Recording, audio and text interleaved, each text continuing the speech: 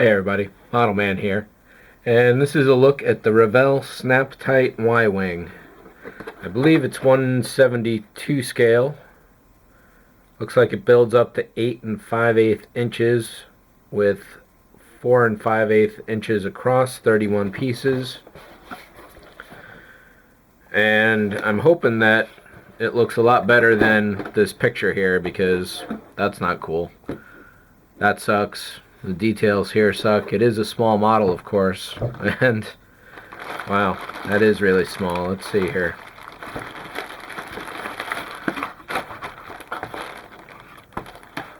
So yeah, they could have put this in less than half the size of this box and made it look much better, I think. What a waste. Looks like 4 bags total. Step 1, clear space to work on. Pretty good. The directions look pretty straightforward. And for comparison, let me get something here. So this here is a miscast of the studio scale Y-Wing. The full model of this goes for like 500 something dollars, I think. And this I got off of eBay by the guy who was doing the molds for next to nothing, really. It's really huge and heavy. 1/24, 172. That's a serious difference. I can't even imagine how big this builds up to. Probably a few feet at least. But let's take a look at what we got here. Alright, so to fit everything in frame at once, I pulled off these 6 pieces here from the trees. Wasn't too difficult at all. The thing about the photo on the cover that really bugs me is these crosshatch lines in the, whatever they're called. I didn't expect much. This is Revell. This is probably not the same kit that MPC did way back a long time ago. I'm sure the fine molds is a lot better. Snaps together relatively nicely at least. And looking at it, the detail just isn't there. That I happen to have this full size piece here is kind of handy. So this has torpedo tubes up here which are not there. I'm going to guess they're not supposed to... oh, duh. Let's look at the top instead. So there's a few raised panels here and there. It's nice that all the lines are scribed rather than raised. The cockpit detail, it's not the same at all, but there's really no way for me to tell whether that's really accurate or not. They certainly got the shape and the angles close to correct. This one here is much more rounded than this. I'm going to guess that the plastic is wrong. The detail back here simply doesn't exist on this kit. And then as to the details that are on this piece here, there's really no way for me to tell. You could go over to a place like Resin Illuminati or Modeler's Myth and Magic and look up a lot of reference to see how accurate this really is. Like I said, I wasn't expecting too much at all. I love the Y-Wing much more than the X-Wing.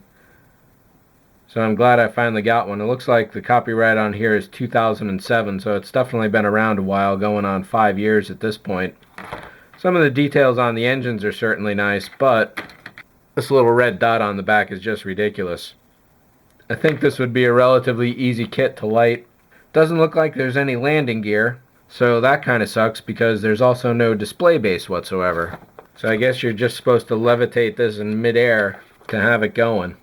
The assembly is pretty straightforward. The cockpit looks to be the most difficult part of all. It's pre-painted, but barely. I think when I build this, what I'll probably do is remove some of these pipes here and put down some actual brass, because I just saw the real Y-Wing in person a few weeks ago, or one of the models at least, at a Science Center display of the Lucasfilm models. I'm going to be down there again this coming Sunday, so I'll take a much more detailed look. But when you're looking at it, there's just so much space all over this stuff that like every tube here, there's space underneath it, around it. A lot of the little details stick up. Obviously you can't mold it that way in a plastic kit, but you can certainly remove a lot of the detail that is there and do it the way that it should be done. As to the paint job, they put down some basic yellow. They put down a little blue here. But to get this really accurate or even close, you really got to dirty this up, because they did none of that whatsoever. And the fact that they put these grooves on the front hemispheres just really sucks. I can't imagine why they did that. it's smooth. All of that is just going to have to be puttied. I happen to know these weather vanes on the back are completely wrong, but again, there's only so much that they can do with a plastic model kit. I don't know what this goes for, probably in the $20 to $30 range. Whether it's worth it or not, I would kind of doubt it. It looks like these, I'll have to replace these with some brass rod too when I go to build that. Definitely a disappointing kit. The box is more than twice as big than it needs to be, which is really false advertising in my mind.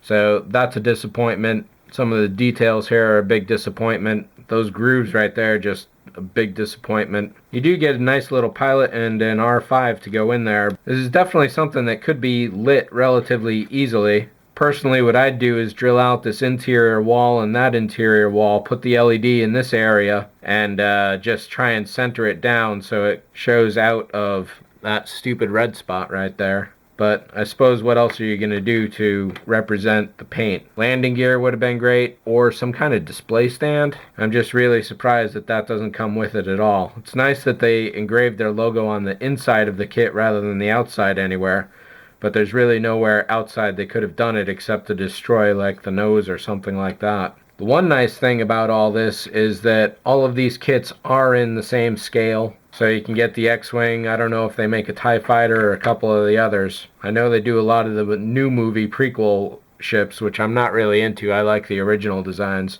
And the Y-Wing was always my favorite, even though they were getting blown out of the sky left and right. So I think that's pretty much it for this review. There's really not much to this kit. Whether it's worth it or not for you, that's obviously a decision you'll have to make. Very few parts. It should be a relatively easy assembly. There's enough details there that you don't have to get rid of all of them, but you can modify it with a few of your own.